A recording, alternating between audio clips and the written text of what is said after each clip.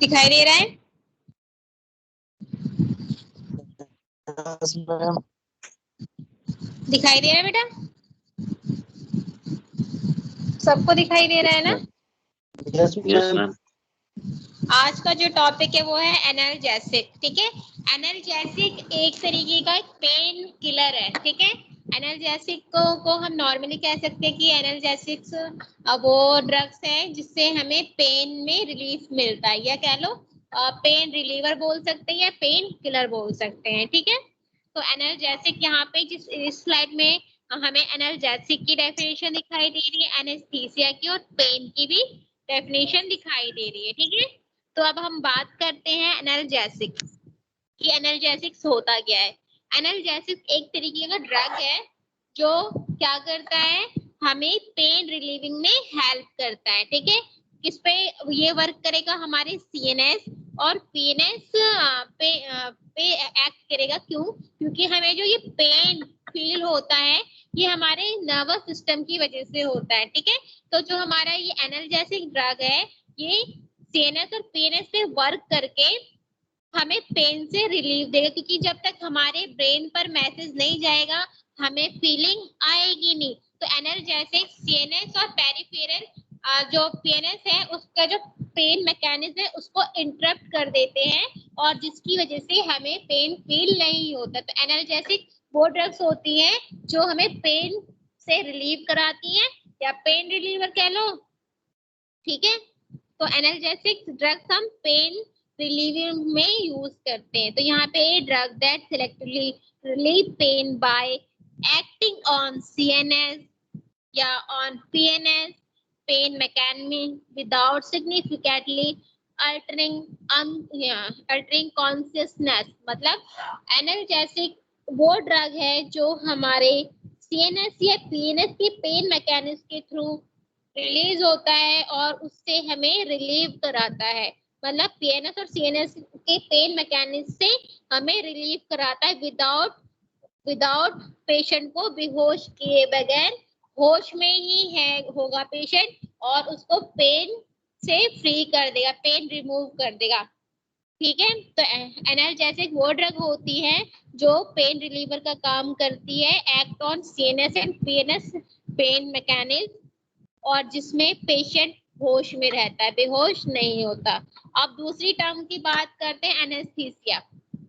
Anaesthesia में जो patient होता है उसमें लॉस ऑफ सेंसेशन हो जाता है। ठीक है, और इसमें पेशेंट जो है वो बेहोश भी हो जाते हैं। ठीक है, तो एनेस्थीसिया में हमें पेन से तो रिलीफ मिल जाता है, लेकिन एनेस्थीसिया में पेन के अलावा भी और भी कुछ काम होता है। पेन के अलावा बॉडी को की सेंसेशन पावर को भी कम कर देता है। तो एनाल्जेसिक और एनेस्थीसिया में थोड़ा सा डिफरेंस होता है। ठीक है, और नेक्स्ट आता है हमारा पेन, जिसको हम बोलते हैं एनाल्जेसिया। ठीक है, इसलिए हमने एनाल्जेसिक्स ड्रग के नाम को बताया है इसलिए, लेकिन पेन को हम बोलते हैं एनाल्जेसिया। जो क्या होता है, एक अनप्लीजेंट सेंसरी या इमोशन एक्सपीरियंस होता है। ठीक है, जो एक्चुअली मतलब एसोसिएट होता है टिश्यू के डैमेज होने से, या कुछ डैमेज हो बॉडी के अंदर किसी भी चीज का थोड़े से डैमेज होने की वजह से ये पेन या इमोशन एक्सपीरियंस जनरेट होता। और ये अनप्लीजेंट मतलब ये अच्छा नहीं होता, अनप्लीजेंट जो हमें आराम नहीं दिलाने वाला। तो पेन जो होता है एक अनप्लीजेंट सेंस होता है जो हमारे बॉडी के अंदर किसी भी टिश्यू या कुछ भी डैमेज होने की वजह से होता है। ठीक है, इतना समझ में आ गया बेटा? इतना समझ में आया? यस मैम, आ गया समझ में, आ गया मैम समझ में, आ गया।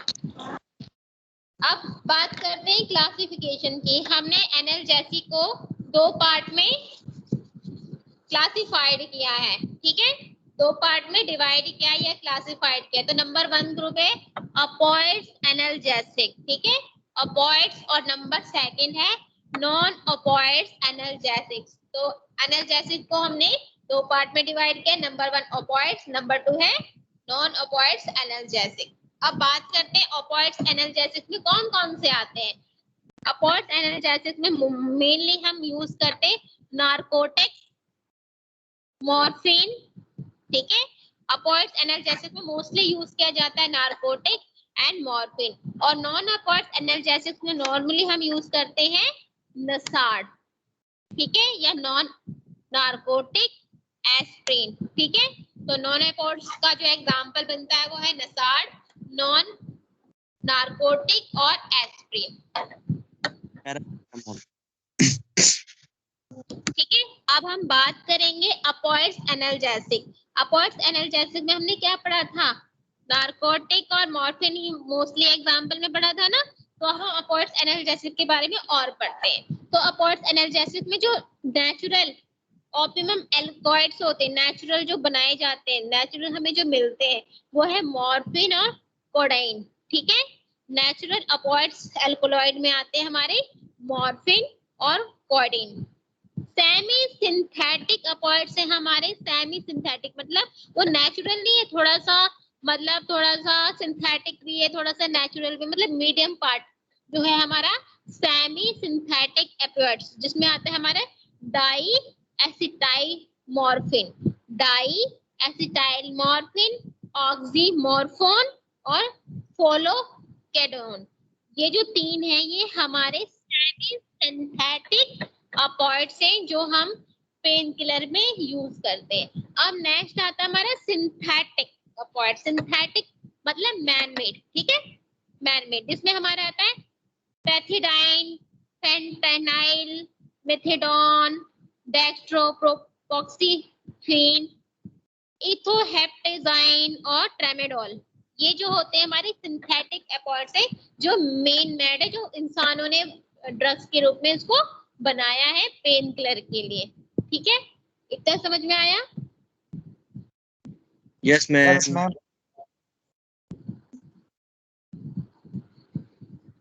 अब बात करते हैं दूसरी क्लासिफिकेशन की, नॉन अपॉइड्स एनाल्जेसिक, ठीक है, नॉन अपॉइड्स एनाल्जेसिक ये नसार, ठीक है।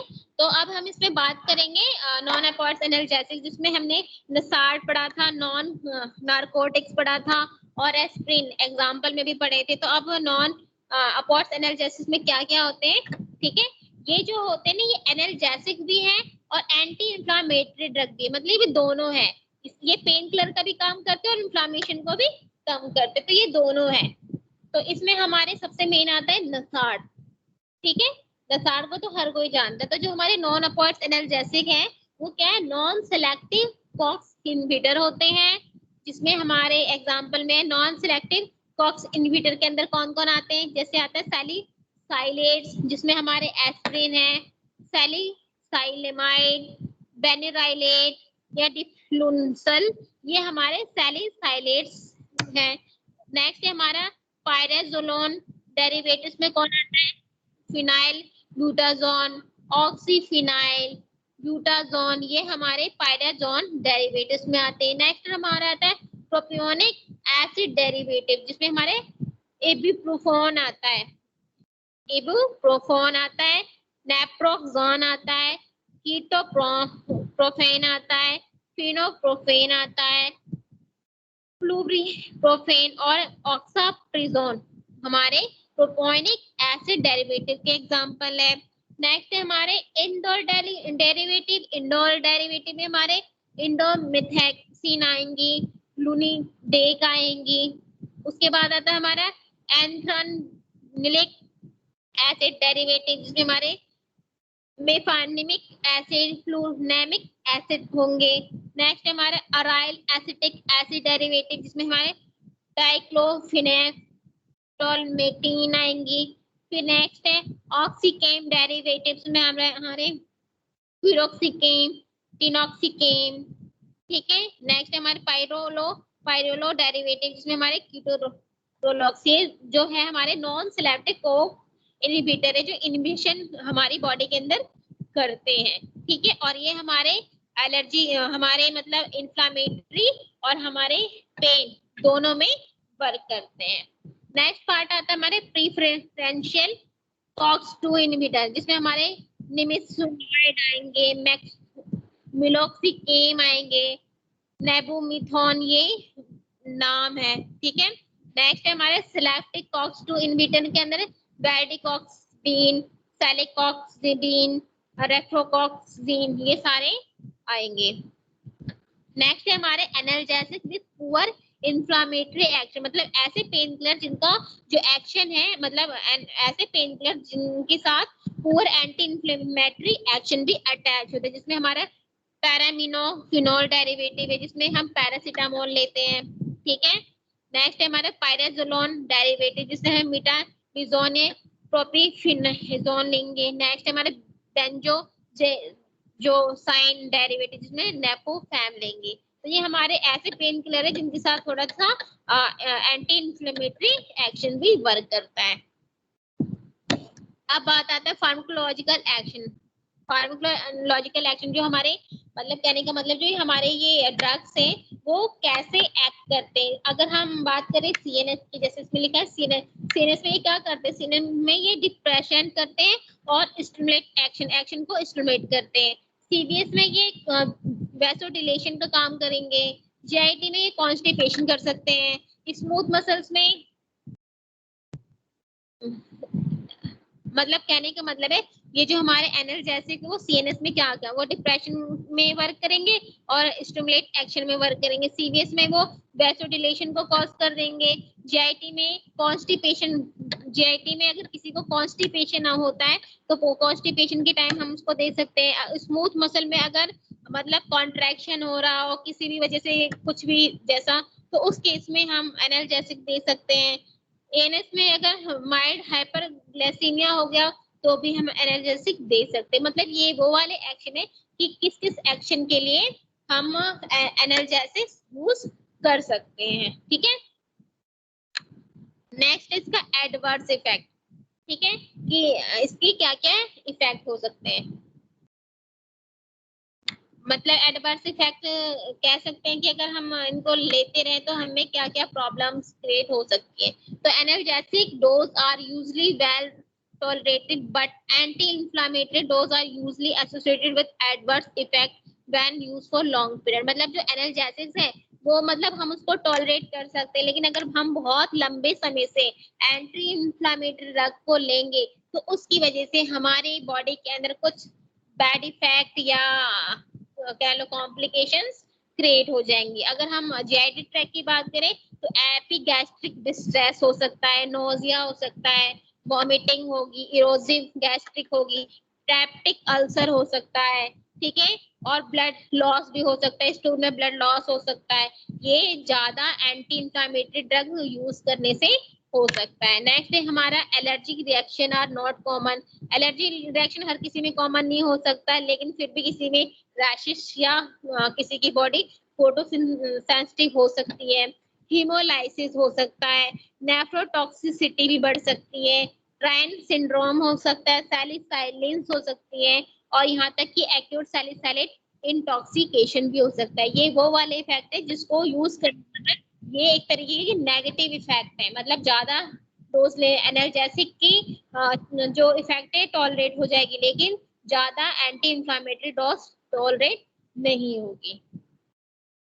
नेक्स्ट आता है हमारा फंक्शन ऑफ नसाड, कि हमारे नसाड का क्या फंक्शन है। जैसे कि हमें पता है कि जो नसाड है वो हमारा क्या है, एंटी इंफ्लेमेटरी ड्रग है, ठीक है, क्योंकि नाम से ही पता चल रहा है, ठीक है। तो हमारे अगर हम इसमें बात करें तो पहले बात करते हैं हम एनाल्जेसिक, ठीक है। इसमें क्या है, जो नसाड है इसका मतलब इफेक्ट ज्यादा नहीं हो सकता, और लेकिन ये पेन सेंसेशन को ब्लॉक करने के काम आता है। तो इसमें लिखा ना एनाल्जेसिक क्या, एनाल्जेसिक क्या, पेन किलर है। तो पेन किलर है तो ये क्या करेगा, ऐसी प्रॉपर्टी पे ये ऐसी नर्व पे एक्ट करेगा जो उस पेन को क्या करते हैं, स्टिमुलेट करे, तो उसको क्या कर देगा, ब्लॉक कर देगा और पेन खत्म हो जाएगा। नेक्स्ट है एंटीपायरेसिस, जिसमें क्या है, हम नसाड का यूज करते हैं। नसाड क्या करता है, वो बॉडी टेम्परेचर को कम कर देगा, किसमें, फीवर में कम कर देगा, ठीक है। लेकिन लेकिन साथ साथ हाइपोथर्मिया नहीं होने देगा। मतलब फीवर को तो कम कर देगा, लेकिन इसका मतलब ये नहीं कि वो हमारी बॉडी के टेम्परेचर को और कम कर देगा, नहीं, ठीक है। तो हम एंटीपायरेसिस जो नसाड है उसमें हम दे सकते हैं। अब नसाड क्या है, नसाड एक एंटी इंफ्लामेटरी ड्रग तो है जैसे कि हम जानते हैं, ठीक है। तो इसमें क्या है, इसमें जो नसाड़ है वो एंटी इंफ्लेमेटरी ड्रग होने की वजह से हम इंजरी के केस में उसे थोड़ा सा दे सकते हैं, लेकिन हाँ इसको हम ज्यादा उसमें नहीं दे सकते, ज्यादा क्वांटिटी में हम इसको नहीं देंगे। तो नॉर्मल से जो है due to inhibition of PG synthesis at the site of injury inflammatory site express integrin and selectin, जो इंजर्ड साइड होगा वहां पे इंटीग्रीन और सिलेक्टिन मतलब जो है एंजाइम रिलीज होंगे, जिससे क्या होगा, जो नसाड़ होगा नसाड़ इनहिबिट कर देगा, इन मॉलिक्यूल्स को रोक देगा। ठीक है, growth factor like GM CSF IL-6 lymphocyte transformation factor में भी इफेक्टिव, जिसकी वजह से ये सारे जो फैक्टर्स है वो इफेक्टिव हो जाएंगे, और साथ साथ जो हमारा ल्यूकोसाइट होगा वो स्टेबलाइज हो जाएगा। ठीक है, नेक्स्ट आता है हमारा एंटीप्लेटेड एग्रीगेटरी। एंटीप्लेटेड एग्रीगेटरी में क्या है, जो नसाड़ है वो इनहिबिटेड सिंथेसिस करेगा, किसके लिए, प्रोग्रेटरी के लिए, और एग्रीगेटरी के लिए इनहिबिट करेगा, उसे रोक देगा। और उसका जो, लेकिन इसका जो इफेक्ट होगा हमारे प्लेट एग्रीगेशन में होने लगेगा।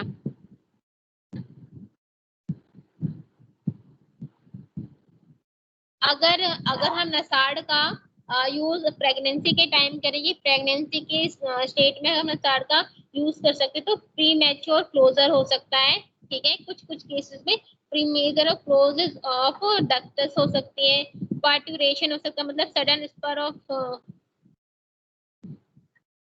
और इसकी वजह से जो लेबर है वो भी रिटार्ड डिले कर सकती है।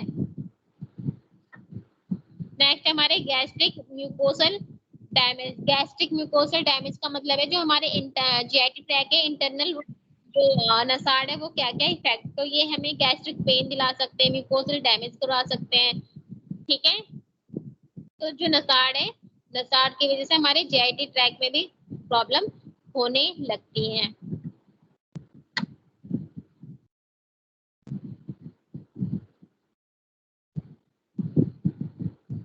अब आता है एनाफिलेक्टोइड रिएक्शन, जिसमें हमारा एस्प्रिन, नाम सुना है ना एस्प्रिन, बेटा एस्प्रिन जो होती है वैसे इंडिया में बैन है, लेकिन कोविड की वजह से थोड़ी जगह चालू की, लेकिन एस्प्रिन खतरनाक होते हैं, एस्प्रिन ज्यादा नहीं लेनी चाहिए। तो उस हिसाब से एनाफिलेक्टोइड रिएक्शन की वजह से अस्थमा हो सकता है, एंग्यून्यूरोटिक स्वेलिंग हो सकती है या, ठीक है, इसलिए जो नसाड़ है वो ज्यादा नहीं लेते। और नॉर्मल से जो एस्प्रिन, एस्प्रिन क्या है, नसाड़े एस्प्रिन ज्यादा लेने से नॉर्मली देखा गया है उससे इंटरनल ब्लीडिंग हो जाती है। और एस्प्रिन का एक प्रॉपर्टी ये होती है कि एस्प्रिन क्लोटिंग, एंटी क्लोटिंग होता है, एंटी क्लोटिंग होने की वजह से ब्लीडिंग हो जाएगी और वहां पे क्लोट फॉर्म नहीं होगा और ब्लड लॉस होने लगता है और पेशेंट की जान चली जाती है।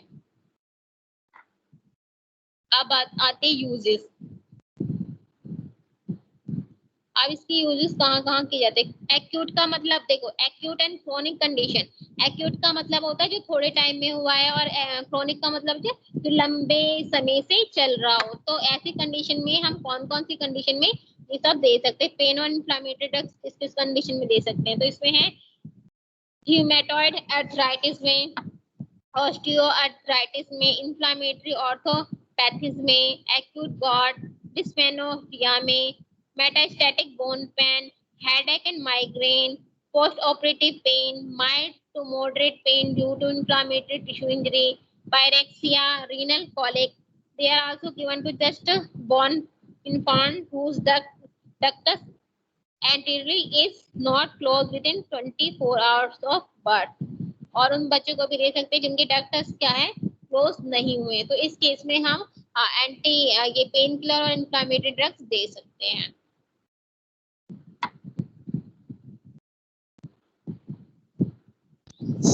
मैम जी,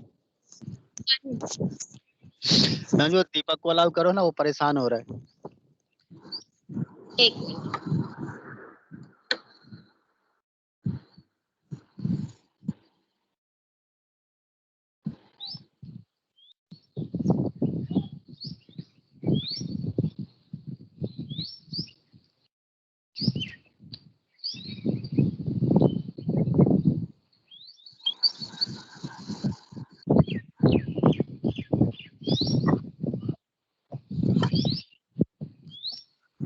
और ये बहुत सारी फिजियोलॉजिक फंक्शन है, इसे कराओ या रहने दो।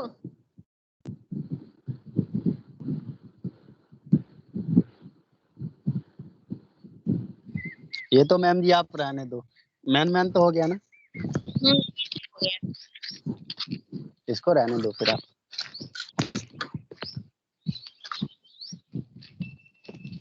मैम आप डेली एक लेक्चर इसका ही ले लो ना, फार्मा का। ठीक है। मैम मैम आप ग्रुप में वीडियो डाल देना।